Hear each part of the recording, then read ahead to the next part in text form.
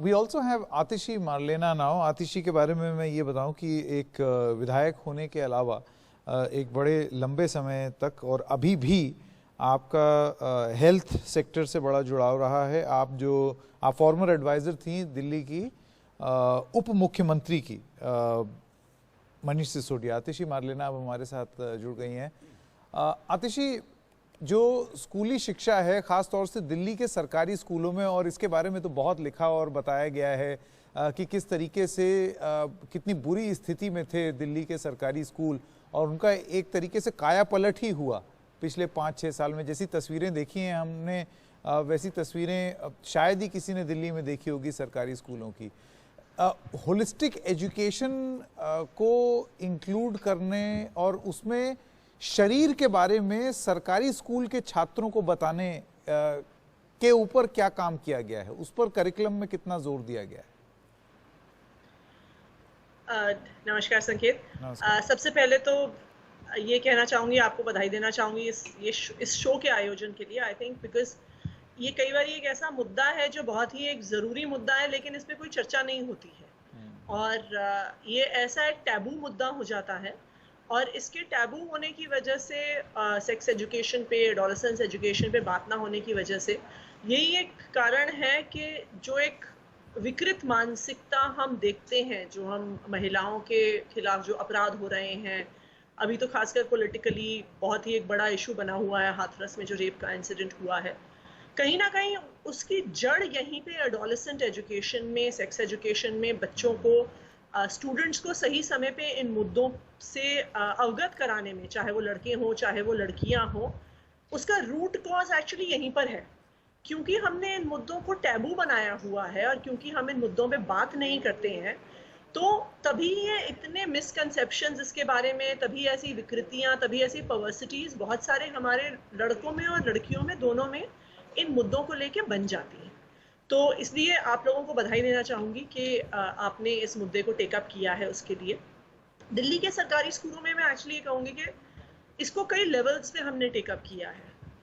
एक सबसे पहली और एक सबसे ज़रूरी चीज़ जो इसके साथ जुड़ी हुई है, जो बच्चों की एक्चुअली हेल्थ, सेफ्टी, हाइजीन वगैरह से जो जुड़ी हुई थी, जब हमने स्कूलों में काम करना शुरू किया, और मैं तो खुद वैसे एक एजुकेशन के बैकग्राउंड से आती थी, लेकिन हमारा सबसे पहला टारगेट ये था कि बच्चों के लिए पानी की व्यवस्था और टॉयलेट साफ होना ज़रूरी है।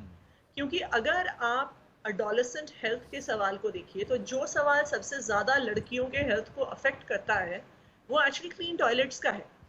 जब हम शुरू में दिल्ली के सरकारी स्कूलों में जाते थे और मैं लड़कियों से बात करती थी, तो बहुत कॉमन चीज़ होती थी कि वो लड़कियां मुझे कह रही थी कि मैम, हम तो दिन भर में टॉयलेट जाते ही नहीं हैं, हम तो वी वेट कि जब तक हम अपने घर पहुंचेंगे कि हम घर का टॉयलेट यूज़ कर सकते हैं, क्योंकि टॉयलेट्स इतने गंदे होते हैं। हमारे देश की राजधानी में, ये कोई देश का पिछड़ा हिस्सा नहीं है, सही बात, जो हम कहें कि छत्तीसगढ़ तक विकास नहीं पहुंचा, झारखंड तक, उड़ीसा तक विकास नहीं पहुंचा, देश की राजधानी में लड़कियां ये कह रही हैं कि हम टॉयलेट नहीं इस्तेमाल कर सकते। तो सबसे बड़ा हेल्थ और हाइजीन का मुद्दा तो वहीं से शुरू हुआ था, और टॉयलेट्स को इंश्योर करना कि साफ सफाई रहे, वहाँ पे रेगुलर क्लीनिंग हो, पर्याप्त स्टाफ हो, एक्सेट्रा, वो तो एक पक्ष था।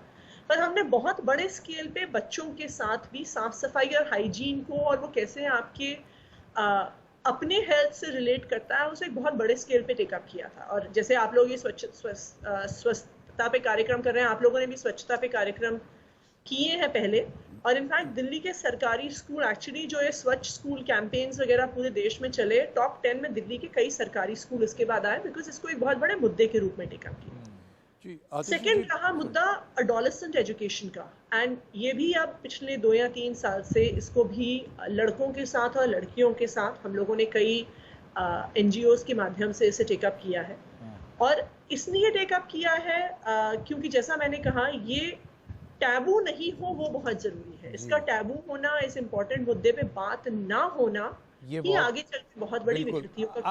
आतिशी, बच्चन साहब आपसे एक सवाल पूछना चाहते हैं। आतिशी जी, हाउ कैन वी हेल्प जितने भी बच्चे बड़े हो रहे हैं टू बी मोर इंक्लूसिव, थोड़ा सा आदर सम्मान हो एक दूसरे के बीच, और tolerant towards one another, and the kind of diversity that is around? Actually बहुत इंटरेस्टिंग बात है। इंटरेस्टिंग इसलिए है क्योंकि अक्सर बहुत सारे ऐसे प्रयास हुए हैं जिसको एक मॉरल साइंस जैसे अम्ब्रेला के अंडर हम डाल सकते हैं। हम बहुत मॉरल साइंस, वैल्यू एजुकेशन वगैरह की बात करते आए हैं, लेकिन बच्चों के बारे में एक बड़ी मज़ेदार चीज़ होती है, और आपने भी अपने बच्चों के साथ, आई एम श्योर अब अपने ग्रैंड चिल्ड्रन वगैरह के साथ भी आप ये देखते होंगे कि अक्सर जो एज एडल्ट हम बच्चों को कहते हैं ना कि ये नहीं करना, बच्चों में एक क्यूरियोसिटी जागती है कि वो हमें ज़रूर ट्राई करके देखना है, वो हमें ज़रूर करना है। सो बच्चों को अगर हमें वैल्यूज़, डाइवर्सिटी वगैरह अगर सिखानी है, हम चाहते हैं वो इम्बाइब करें, तो एक तो मैं ये चीज़ ज़रूर कहूँगी कि मॉरल साइंस उसका तरीका नहीं है, क्योंकि आई थिंक अब बच्चों को हम पर्याप्त जानते हैं to know the fact that we have to let them find their own answers. और एक पहल जो हमने दिल्ली के सरकारी स्कूलों में करी है, हमने पिछले 3 साल से हम दिल्ली के सरकारी स्कूलों में भी run this programme called the happiness curriculum. Nursery से लेके 8वीं तक के सारे बच्चे अपना रोज का दिन एक हैप्पीनेस की क्लास से शुरू करते हैं, जो मेडिटेशन, माइंडफुलनेस से शुरू होती है। और उस हैप्पीनेस की क्लास में हम बहुत सारे जो मुद्दों की आप बात कर रहे हैं, टॉलरेंस, डाइवर्सिटी, समाज में अलग अलग तबकों के लोगों के साथ रहना जीना, उसको एक्सप्लोर करते हैं। लेकिन हम उन्हें एक्सप्लोर करते हैं एक ओपन एंडेड तरीके में कि अगर हमने एक बच्चों को कहानी एक दी, फिर उसके बाद हम उसे एक ओपन एंडेड सिचुएशन पे छोड़ के बच्चों से ये पूछते हैं कि अच्छा बताओ, अगर आप उस परिस्थिति में होते तो आप क्या करते, rather than giving them an answer कि this is right and this is wrong. चाहे स्टोरीज हो गई, चाहे रोल प्लेज हो गए, उसके माध्यम से इन प्रयासों को किया गया है। एक इंटरेस्टिंग पहल उसमें हमने ये भी करी थी कि उसमें से हफ्ते का एक दिन होता है फॉर एक्सप्रेशन ऑफ इमोशंस। तो उसमें फॉर एग्जांपल एक दिन मैं क्लास में गई थी, वहाँ पे ग्रैटिट्यूड पे चर्चा चल रही थी। तो हर बच्चे को अलग अलग लोगों के प्रति, जिसके प्रति वो ग्रैटिट्यूड फील करते हैं, उसको एक्सप्रेस करना था। तो मुझे अभी भी याद है, एक बच्ची ने एक बड़ी मज़ेदार चीज़ कही थी। शी सेज मेरा ग्रैटिट्यूड है स्टेशनरी की दुकान वाले अंकल के लिए कि मैं अक्सर जब स्कूल आ रही होती हूँ, मेरे पास पेन पेंसिल नहीं होता, तो मैं उनकी दुकान से लेती हुई आती हूँ। But I think that while ये बात छोटी सी है, लेकिन ये दिखाती है कि अगर हम बच्चों को थोड़ा पुश करें सोचने के लिए, तो वो खुद ही देख पाते हैं कि उनकी जिंदगी में सबकी भूमिका है। चाहे जो उनके इलाके में सफाई कर रहा है उसकी भूमिका है, चाहे जिसकी दुकान है उसकी भूमिका है, चाहे जो सब्जी बेचने आ रहा है उसकी भूमिका है।